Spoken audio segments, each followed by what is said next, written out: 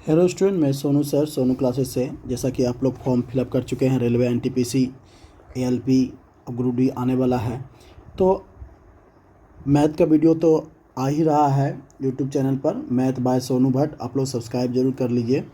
हर subject का छोटा छोटा वीडियो है। तो आज हम थोड़ा सोच रहे हैं कि क्यों ना हम चर्चा कर लेते हैं जीएस के बारे में, ज्योग्राफी से, सिविक्स से, हिस्ट्री से कैसे प्रश्न पूछा जाता है। तो आज हम एक बेसिक नॉलेज देंगे और आप क्या करना है, घर में तैयारी कैसे करना है। तो जैसे देखिए, ये क्या है, भारत का भूगोल। तो भारत का भूगोल ये क्वेश्चन बैंक है, 2022 का प्रश्न है। तो भारत का भूगोल में चैप्टर है भारत की भौगोलिक स्थिति। तो भौगोलिक स्थिति, भारत किस गोलार्ध में है, भारत की सीमा क्या है, भारत का राज्य किस किस देश से सटा हुआ है। तो ये सब प्रश्न आने वाला है। कर्क रेखा, मकर रेखा, अक्षांश, ये सब प्रश्न आने वाला है। ये भौगोलिक स्थिति होता है भारत का। तो अब बात करते हैं कि ये जो प्रश्न आया हुआ है, पहले तो इसको स्टडी कर लीजिए। करने के बाद एक अच्छा सा ज्योग्राफी का बुक, भूगोल का, भारत का बुक ओपन कीजिए और उसमें भारत की भौगोलिक स्थिति का जो चैप्टर है उसको पूरा गहन अध्ययन 2 बार 4 बार पेज को पढ़ लीजिए। उससे क्या होगा, आप, ये आया हुआ प्रश्न है, जाहिर सी बात है कि यही प्रश्न आया, जरूरी नहीं है, लेकिन बहुत सारा प्रश्न लड़ता है, ये हम मानते हैं। तो हम आपके लिए सुझाव देंगे कि तैयारी कैसे करना है। अगर इस तरह तैयारी करते हैं तो आपका पक्का है कि जीएस से भी नंबर आने वाला है।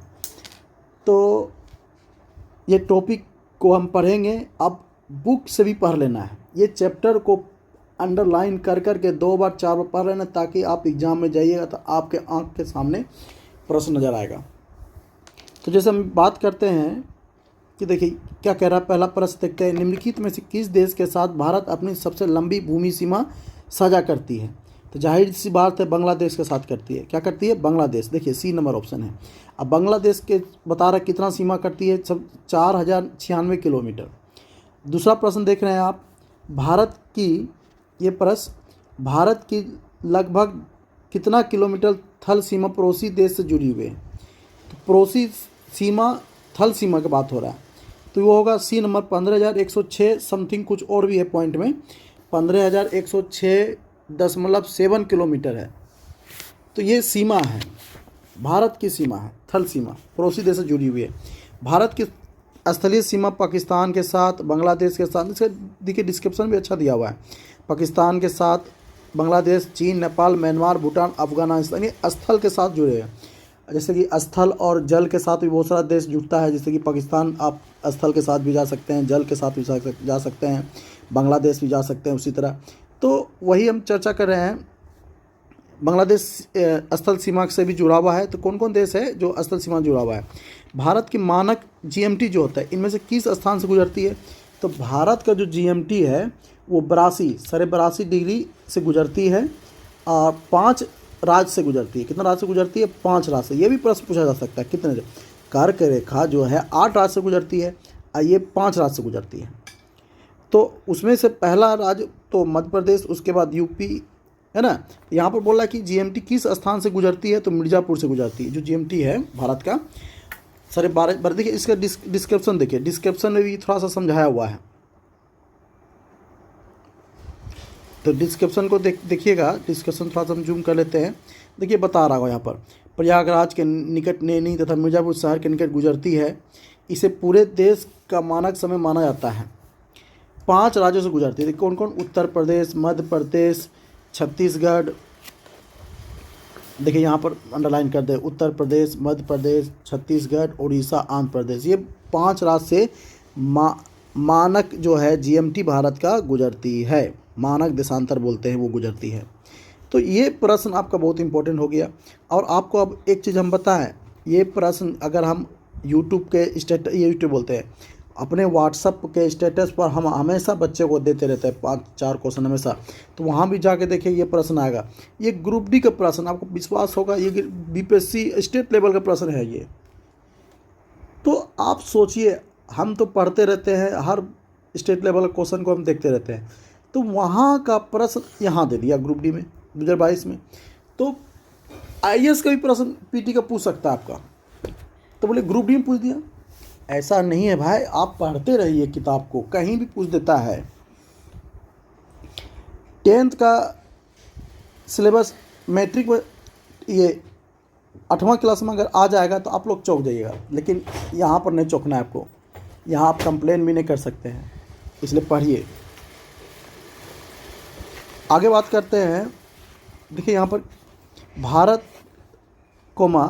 दक्षिण एशिया का तीसरा सबसे बड़ा है ना, तीसरा बड़ा देश है।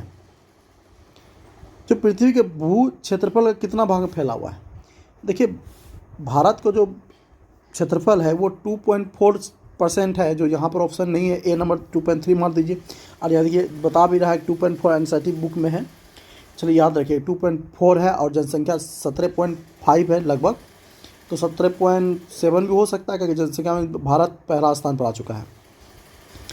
अब आगे का प्रश्न देखिए, आगे का प्रश्न देखिए यहाँ पर,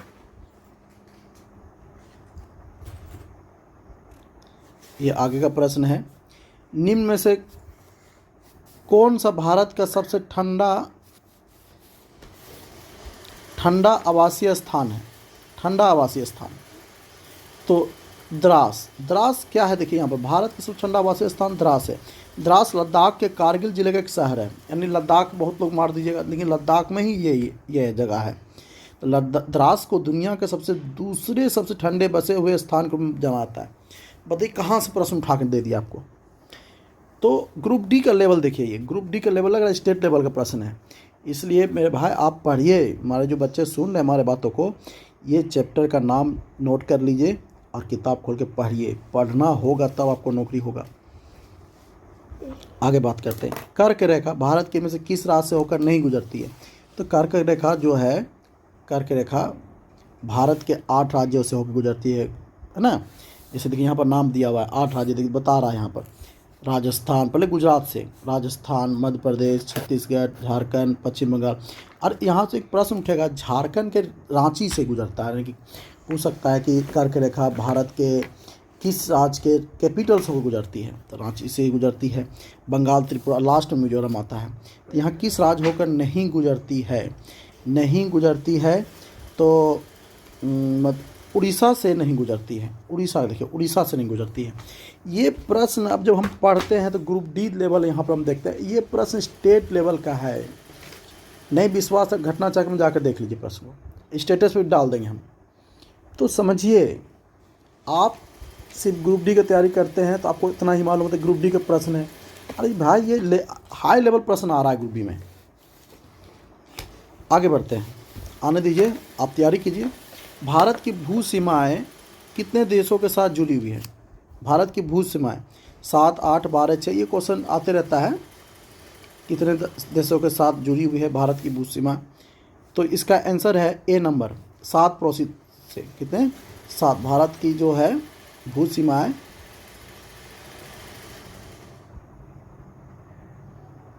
7 पड़ोसी देशों के साथ जुड़ी हुई है, जैसे कि बांग्लादेश, चीन, पाकिस्तान, नेपाल, म्यांमार, भूटान। मतलब भू सीमा माने स्थल से जुड़ा हुआ है। तो आज के लिए इतना ही, मैं आगे वीडियो बनाते रहेंगे। आप समझ रहे हैं हम क्या कहना चाह रहे हैं। ये चैप्टर क्वेश्चन बैंक क्या कहता है? क्वेश्चन बैंक कहता है कि देखिए हम कहाँ से प्रश्न आया है पिछले साल में जो प्रश्न पूछा गया रेलवे में, वो चैप्टर को यहाँ से पढ़ के अब बुक खोलना ज़रूरी है। अगर कोई बच्चे इसी क्वेश्चन बैंक को ही पढ़ के चल जाते, गलत बात है। आप बुक खोलिए, उस चैप्टर को गहन अध्ययन कीजिए कि ग्रुप डी का लेवल का प्रश्न, स्टेट लेवल का प्रश्न है ये। तो आप पढ़िए, हम बता रहे हैं, आपको नॉलेज दे रहे हैं। इसी तरह मेरे साथ जुड़े रहे। धन्यवाद।